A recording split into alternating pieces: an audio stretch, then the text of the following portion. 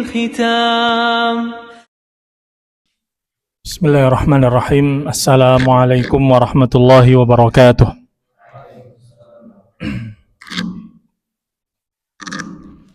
Alhamdulillah Rabbil Alamin wa bihi nasta'inu ala umuri dunia wad din wassalatu wassalamu ala ashrafil anbiya'i wal mursalin wa ala alihi wa sahbihi wa man sara ala nahjihi ila yaumiddin. Allahumma ati nufusana taqwaha wa zakkiha ya Rabbana anta khairu man zakkaha anta waliyuha wa mawlaha. Allahumma ya hayyu ya qayyum birahmatika nastaghith aslih lana sya'nana kullah wa la takilna ila anfusina tarfata 'ain. Rabbana zalamna anfusana wa illam taghfir lana wa tarhamna lanakunanna minal khasirin. Nawaina ta'allum wa ta'lim wa tadhakkur wa tadhkir wa naf'a wal intifa' wal ifadah wal istifadah wal hatha ala tamassuki bi kitabillahi azza wa jalla wa ihya'i sunnati nabiyyih sallallahu alaihi wasallam wa du'a ila al-huda wa dalalata ala al-khair wa ibtigha'a ridwanillahi ta'ala li ghurbihi wa thawabihi amin. Ahibai fillah, ma'asyara talabah wal asatidzah rahimani wa rahimakumullah. Hadha al-yawm insyaallah nabda fi dawratina dawrah syahriyah, daurah fi kulli 3 ashhur. Naam. Hadhihi huwa daurah al-wird. Wirduna fi kulli 3 ashhur. Daurah ini adalah wirid kita. Wirid amalan kita yang kita ulang, usahakan setiap 3 bulan supaya ada tansyid, ya. Tansyid kita semangat ya, dengan mengatamkan satu kitab baru walaupun kecil, sekaligus menambah maklumat, wawasan, terutama ilmu-ilmu yang pokok penting kita jadikan sebagai bekal hidup kita sebagai seorang muslim. Insyaallah pada musim daurah ini kita akan bahas sirah karena sudah lama dalam daurah ini kita nggak menghatamkan sirah. Dulu kitab ini sudah sempat Ustaz hatamkan ketika masih santrinya angkatan pertama dan kedua Ma'had Ali. Ya, jadi belum ada santri KMI. Dulu masih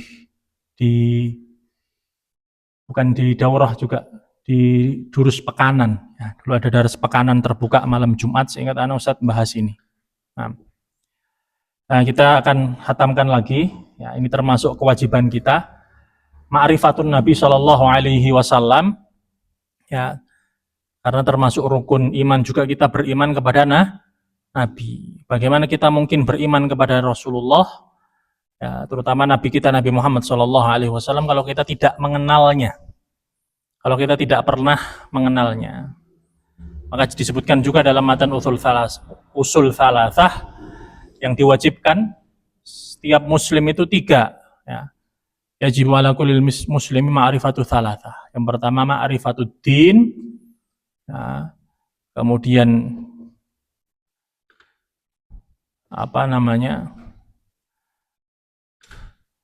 ma'rifatun Nabi Sallallahu Alaihi Wasallam. Kemudian yang pertama bahkan ma'rifatullah, ma'rifatun Nabi dan ma'rifatud din. Harus kenal sama Allah, wajib muslim itu kenal sama Nabi dan wajib kenal sama agama, ini wajib. Ya. Kaitannya dengan Nabi, nah, karena kita dalam Islam itu kita belajar teori. Nah, Islam, kita belajar fikih, kita belajar akidah, itu kita belajar teori. Nah, dengan kita mengenal Nabi dan mengenal kehidupan Nabi dan mengenal orang-orang di sekitar Nabi, kita itu mengenal bagaimana Islam itu diamalkan. Islam itu dipraktekkan. Ya, itu real, kita mengenal Islam itu dipraktekkan di dalam kehidupan sehari-hari. Dalam zaman Nabi kita mengenal sahabat, kehidupan mereka, karena mereka kata Nabi adalah sebaik-baik generasi. Khairul quruni qarni thumma alladhina yalunahum thumma alladhina yalunahum.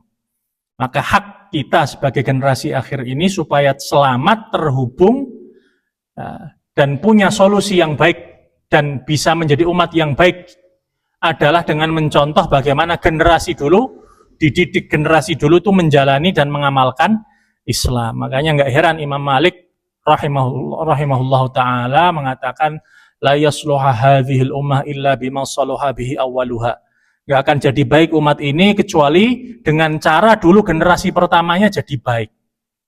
Generasi pertamanya sahabat dididik dengan Quran, dididik dengan iman, dididik oleh Kanjeng Nabi Shallallahu Alaihi Wasallam, ya, keseharian mereka. Maka kalau kita mau baik seperti mereka, umat ini mau berjaya lagi seperti generasi mereka, ya, mereka pionir-pionir dakwah membawa Islam sampai ke Mesir, sampai ke perbatasan Turki, sampai ke India, sampai ke Persia. Kualitas iman dan kualitas manusianya harus dididik sebagaimana mereka dididik. Kita contoh, mulai dari kisah kehidupan kita sehari-hari sebagai individu, sebagai keluarga, sebagai masyarakat. Itu urgensi kita membaca sirah nabawiyah. Dan juga begitu pentingnya sirah ini sampai putranya Sa'ad bin Abi Waqqas, kalau nggak salah namanya Muhammad. Ya, beliau sampai mengatakan, Allamana abauna maghazia kama allamana suratan minal Qur'an. Dulu bapak-bapak kami mengajarkan kami pelajaran tentang maghazi. Maghazi itu jamak dari ghazwah, perang. Ya.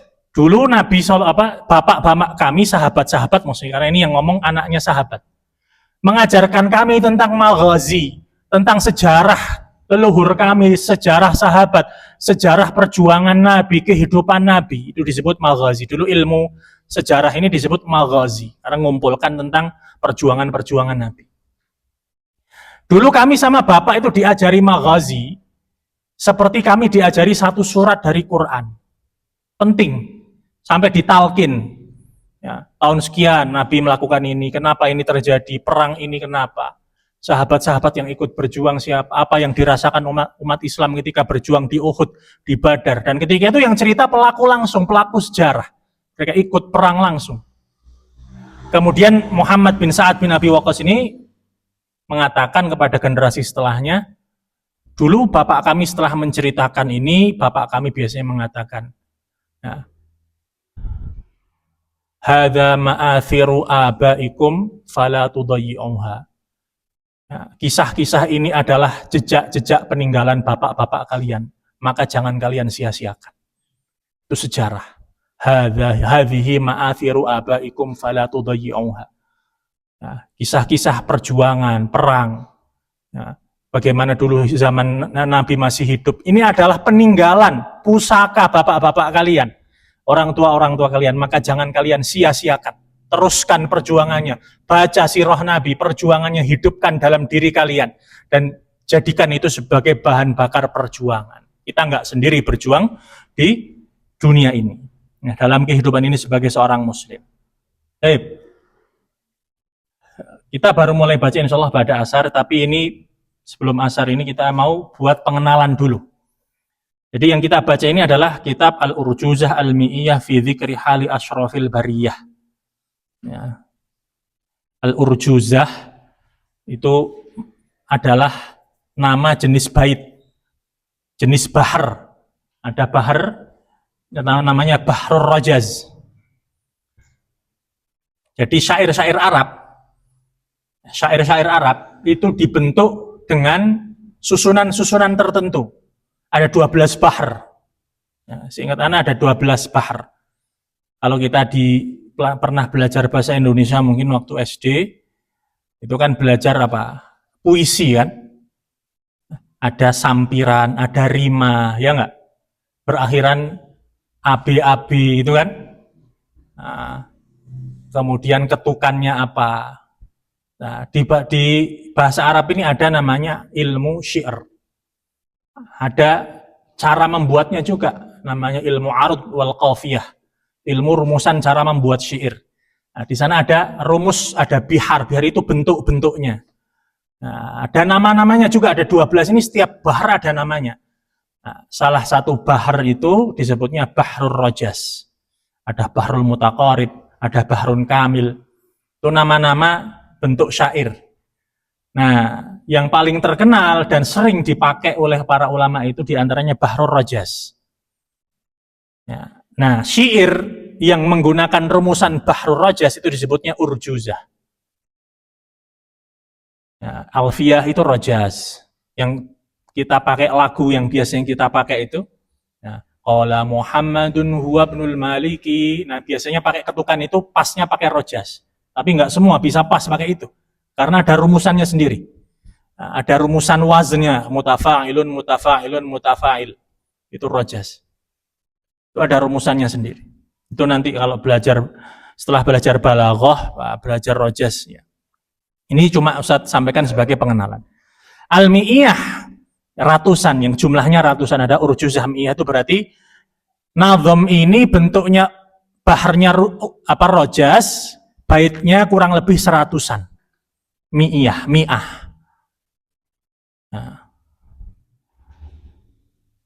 Fi dzikri hali asyrafil bariyah, dalam menyebut hal kondisi asyrafil bariyah.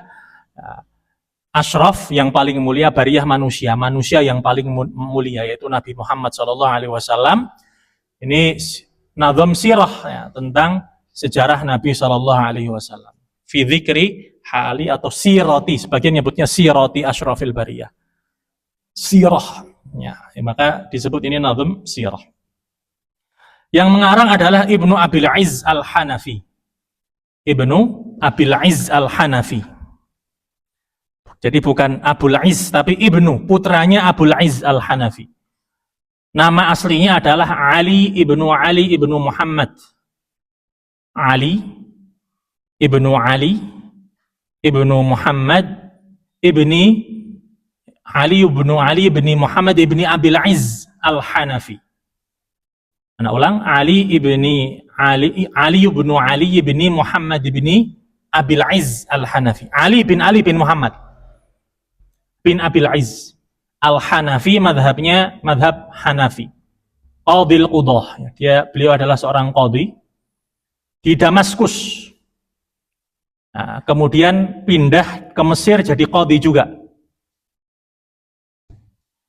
Nah, beliau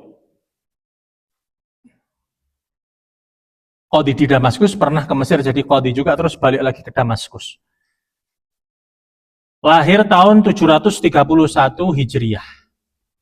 731 Hijriyah. Ya, Imam Ibnu Abil Izz Al-Hanafi. Beliau sibuk ya, dahulu sibuk dengan mengajar, berfatwa, berkhutbah ya, karena qadhi. Di satu daerah namanya Husban.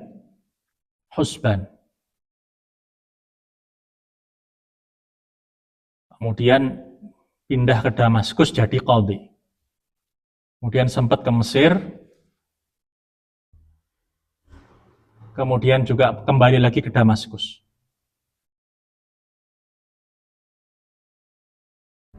Beliau meninggal tahun 792 Hijriyah. Kurang lebih usianya berarti 61 tahun. Ya, meninggal tahun 792 Hijriyah. Selain punya kitab Urjuzah ini, beliau juga punya syarah Aqidah Thahawiyah. Ibnu Abil Izz Al-Hanafi, selain beliau menulis Urjuzah ini, beliau juga menulis syarah Aqidah Thahawiyah. Ini karangan beliau yang lain. Nah, bait syairnya berjumlah 100 bait dengan tadi Bahrul Rojas. Apa yang diceritakan adalah kisah kehidupan Nabi mulai dari lahir sampai wafat dalam jangka waktu 63 tahun. Ya, 63 tahun. Nah, jadi Nabi itu hidupnya 63 tahun, tapi nanti kalau secara hitungan Hijriah sampai tahun 11 Hijriah. Nah, tapi 11 Hijriahnya kan baru awal-awal, karena Nabi meninggalnya juga di bulan Rabiul Awal. Muharram, Safar, Rabiul Awal, bulan ketiga. Jadi yang tahun ke-11 baru 3 bulan. Maka beliau kan umurnya ya kurang lebih tadi 63 tahun.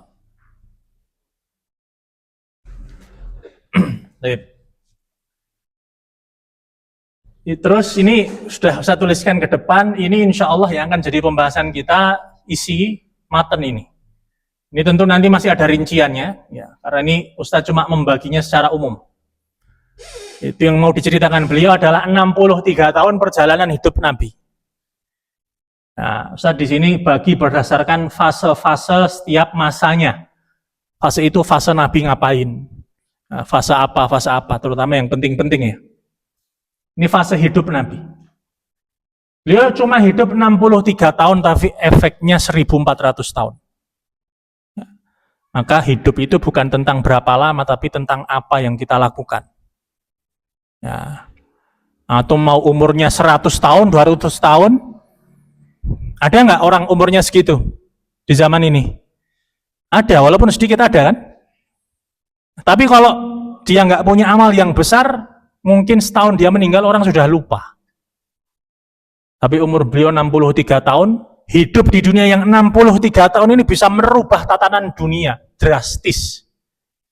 Bukan hanya Jaziratul Arab, tapi seluruh dunia. Sekarang Islam ada di mana-mana, di setiap benua ada, mulai di pojok Greenland paling utara sampai di paling selatan di New Zealand. Nah, dekat kutub selatan ada orang muslim nyembah Allah Subhanahu wa taala, ngakui bahwa Allah adalah Tuhannya, dia sujud. Ini adalah proses 63 tahun yang mengubah dunia. Maka perlu kita tahu sejarah hidup beliau supaya kita bersyukur kehidupan beliau ada di dunia ini, kita jadi beriman. Supaya kita nggak ngeluh hidup ini ada yang lebih berat daripada kita hidupnya. Supaya kita nggak terlalu mikir dunia. Ada yang orang hidupnya untuk akhirat, dunia itu di bawah kakinya. Dan tetap bisa berbuat kebaikan, jasanya bagi dunia ini besar sekali. Kadang mungkin kita hidup, seluruh hidup kita pikirkan dunia, tapi setelah kita mati nggak ada yang mengingat kita. Nama kita aja disebut nggak lama. Kita nggak tahu, cicit kita masih kenal sama kita nggak, masih nyebut nama kita mbah saya fulan. Karena kita saja mungkin nggak tahu kakek kita nomor 5 siapa. Ya. Kalau kita nggak melakukan kebaikan, nggak ninggalkan warisan amal soleh, sama. Kita juga nggak tahu, jangan-jangan cicit kita, ya, anaknya cucu kita nggak kenal siapa kita, dulu mbah tuh ngapain selama hidupnya. Ya, jadi apa yang kita kerjakan? Fase hidup beliau begitu. Ya, jadi secara umum pertama dibagi dulu bahwa beliau hidup selama 63 tahun itu dibagi dua. Di mana beliau hidup di Mekah dan di mana beliau hidup di Madinah. Kalau dihitung berarti Nabi itu hidup di Mekah 53 tahun. Ya, hidup di Madinah 10 tahun. Maka tentu beliau lama itu ya hidup di Mekah, makanya beliau itu sangat mencintai Mekah. Ketika beliau hijrah ke Madinah itu hakikatnya terpaksa, karena itu nggak mau perintah Allah untuk mempertahankan iman. Ya, beliau rindu sekali kepada Mekah ketika di Madinah. Maka sempat beberapa kali mencoba pulang ke Mekah untuk umroh, tapi gagal. Ya, beliau 53 tahun hidup di Makkah, 10 tahun di Madinah. Itu secara tempat tinggal. Tapi secara status, beliau hidup 40 tahun pertama beliau manusia biasa, belum jadi nabi. Ya, kemudian 23 tahun sisanya baru beliau jadi nabi. 23 tahun, jadi dari umur 40 beliau baru diangkat jadi nabi dan rasul. Nah, itu dilihat dari bagaimana sebelum atau sesudah kenabian. Jadi sampai umur 40 beliau belum jadi nabi. Ya, tetapi dari umur 37 tahun lebih sedikit itu beliau mulai diberikan mimpi-mimpi sama Allah untuk bermunajat, banyak merenung. Maka sebetulnya beliau itu bermunajat mulai dari umur 37 tahun lebih. Beliau ke Gua Hira, nyepi, tafakur, tadzakur, tadabur itu mulai dari umur sekitar 37 tahun lebih. Sampai puncaknya di umur 40 tahun turunlah wahyu pertama lewat malaikat Jibril. Wahyu yang secara nyata. Nah, adapun 37 tahun itu ada ulama yang menganggap itu juga wahyu, tapi wahyu yang berupa mimpi. Ya. Maka di awal kitab Sahih Bukhari tentang kitab badul wahyi, permulaan wahyu, disebutkan permulaan wahyu adalah mimpi. Ya. Tapi belum segamblang ketika Allah menurunkan Iqra. Mimpi yang dengan mimpi itu Nabi tergerak dalam hatinya untuk melakukan tahannuts, menyepi, beribadah, iktikaf, merenungi kondisi hidup dan kondisi manusia. Itu menjelang umur 40.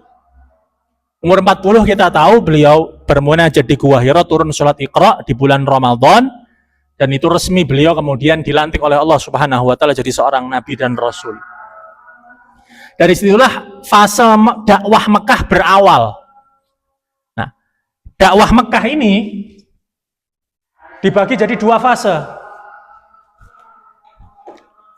Dakwah Mekah dibagi jadi dua fase.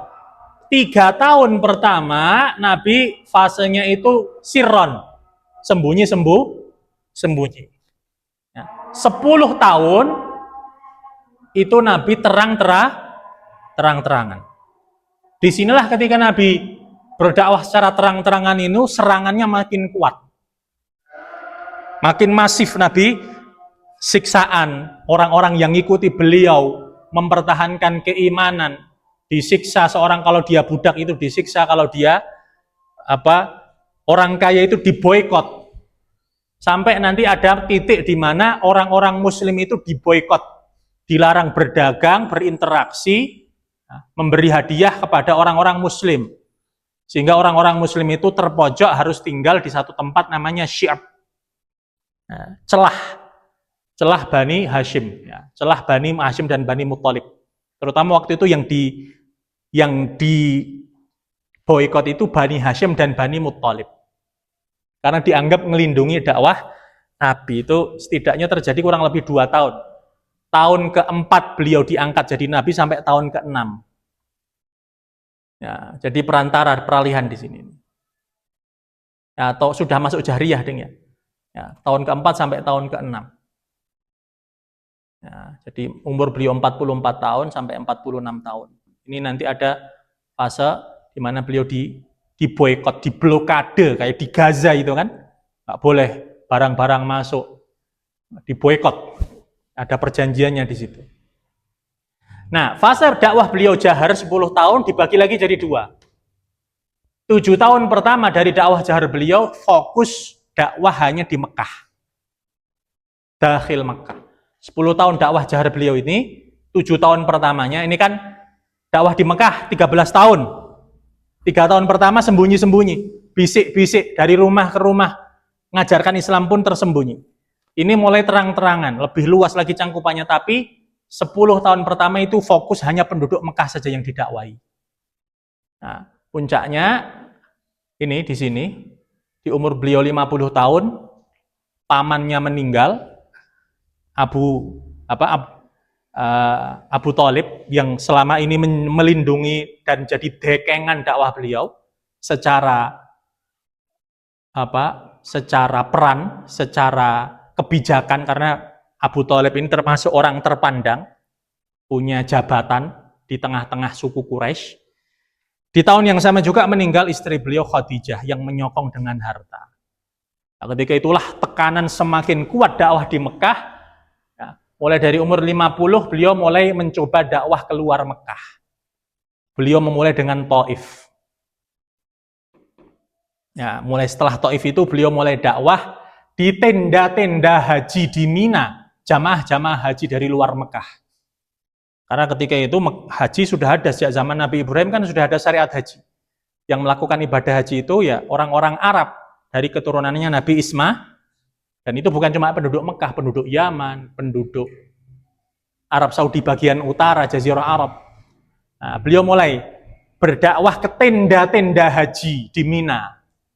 Disitulah mulai orang-orang Ansor Madinah yang haji menjawab dakwah beliau. Inilah 3 tahun, sehingga ini jadi fase peralihan di mana nanti Nabi hijrah. Nah, 3 tahun ini mulai dakwah menyiapkan hijrah, karena nanti orang-orang Ansor Madinah menyambut dakwah beliau. Nah, 3 tahun fase dakwah di luar Mekah, walaupun beliau masih di Mekah, memanfaatkan tadi jamaah haji. Nah, setelah ini fase ini adalah fase Madinah. Nah, fase Madinah. Fase Madinah dibagi jadi 3 fase dakwah di Madinah. Pertama, fase perang dan konflik. Nah, banyak Nabi itu mempertahankan eksistensi karena banyak serangan, mulai dari perang Badar, perang Uhud, perang Khandaq, dan perang-perang kecil lainnya di mana Nabi mempertahankan wilayah dan menghadapi teror dari koalisi orang-orang yang nggak senang sama Muslim, sama umat Islam. Itu terjadi sekitar kurang lebih 6 tahun. 6 tahun. Dari tahun pertama Hijriyah, ini kan masuk sini hitungannya sudah Hijriyah kan? Hijrah Nabi. 6 tahun Nabi Hijrah itu fase perang. Nah, Allah juga sudah mengeluarkan perintah udzina lil ladzina yuqataluna bi annahum dzulimu, telah diizinkan orang yang diperangi untuk melawan.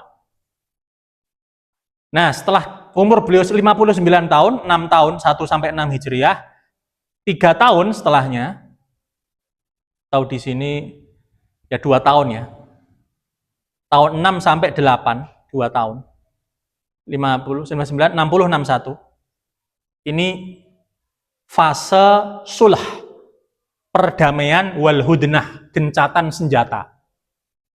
Sulh dan hudnah. Jadi dari fase perang, ya berbagai perang dilancarkan, kadang umat Islam pernah menang, sempat agak kalah, sempat menang lagi di perang Khandaq, bubar pasukannya, orang-orang kafir, sampai kemudian sulh, hudnah, perdamaian dan gencatan senjata. Ini terjadi ketika orang-orang kafir Quraisy mulai memperhitungkan kekuatan umat Islam. Kita sudah serang berkali-kali, mereka tetap bertahan. Ya, berarti ini memang nggak main-main. Akhirnya diajukan gencatan senjata, orang Quraisy menerima, ya sudah gencatan senjata, nggak ada perang. Ini terjadi bertahan selama 2 tahun. Perdamaian ini yang disebut dengan Sulhul Hudaybiyah, perjanjian Hudaybiyah. Terjadi 2 tahun, sampai tahun umur beliau 61 tahun, atau sampai 8 Hijriyah. Nah, ini 8 Hijriyah sampai sini nih. Ya, karena 53 sampai 61 ini kan 8 tahun. Disinilah nanti terjadi peralihan dari fase gencatan senjata, karena terjadi pelanggaran gencatan senjata, orang koalisinya orang kafir membunuh koalisinya orang muslim. Disinilah kemudian umat Islam bersatu, semakin kuat, ya, kemudian melakukan konsolidasi mobilisasi militer untuk menaklukkan Mekah. Maka di tahun ke-8, umur beliau 61 tahun itu terjadi Fathu Mekah, pembebasan kota Mekah. Nah, fase 2 tahun ini penting sekali, karena ketika terjadi perdamaian, kawasan aman, konflik antara muslim dan kaum kafir Quraisy itu mereda. Di 2 tahun ini Nabi mulai melancarkan dakwah internasional. Beliau ngirim surat ke Romawi, ngirim surat ke Mesir, ngirim surat ke Yaman, ngirim surat ke Ethiopia, ngirim surat ke Persia, ke Iran. Ya, maka di sini ya sebagian raja-raja itu ada yang menolak dengan halus, ada yang menolak dengan kasar, ada yang masuk Islam juga, tapi kekuatan semakin solid 2 tahun ini. Maka tahun ke-8 ini beliau membuat pasukan untuk merebut kembali Mekah, ini sudah semakin kuat. Nah, mulai dari tahun ke-8 Hijriyah ini, fase terakhir, ad-dukhul fi dinillahi afwaja. Ya. Idza jaa nasrullahi wal fath wa ra'aitan nasa yadkhuluna fi dinillahi afwaja. Mulai banyak orang masuk Islam. Ketika Mekah ditaklukkan, Mekah itu pusat legitimasi peribadatan dan keagamaannya bangsa Arab. Kalau pusat yang mengesahkan peribadahannya saja sudah berubah haluan, maka itulah semakin mudah. Seluruh suku bangsa Arab pada tunduk akhirnya. Seluruh suku bangsa Arab tunduk. Nah, mulai dari di perbatasan Syam di utara, suku-suku Ghassan sampai selatan di Yaman, semuanya masuk Islam berbondong-bondong. Ya, walaupun masih ada sedikit-sedikit perlawanan, tapi secara umum sudah banyak orang masuk Islam. Ini di fase terakhir terjadi ya kurang lebih di 2 tahun terakhir juga ini. Ya. 62, 63 ya. 2 tahun terakhir ini banyak orang masuk Islam, sampai di tahun terakhir ya, semakin banyak orang masuk Islam, Jaziratul Arab itu sudah tunduk kepada Islam, barulah di situ Allah melihat tugas Nabi sudah selesai. Nah, dengan surat An-Nasr itu, idza jaa nasrullahi wal fath wa ra'aitan nasa yadkhuluna fi dinillahi afwaj. Fasabbih bihamdi rabbika wastaghfir. Nah, beliau meninggal di umur 63 tahun di tahun 11 Hijriah, bulan Rabiul Awal, Masehinya tahun 632 Masehi. Lahir beliau tahun 571 Masehi, tahun Gajah. Nah, itu secara umum perjalanan yang mau dibahas di matan.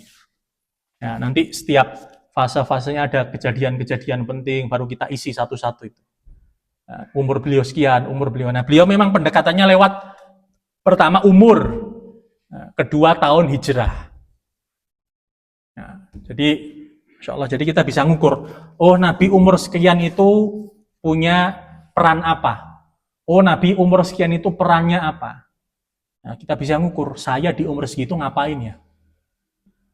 Saya di umur segitu masih ngapain ya? Ya, kalau kita belum selesai sama diri kita, ya gimana kita mau berperan?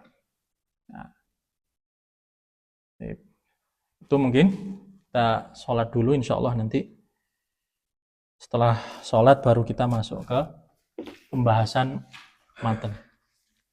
Barakallahu fikum. Wassalamualaikum warahmatullahi wabarakatuh.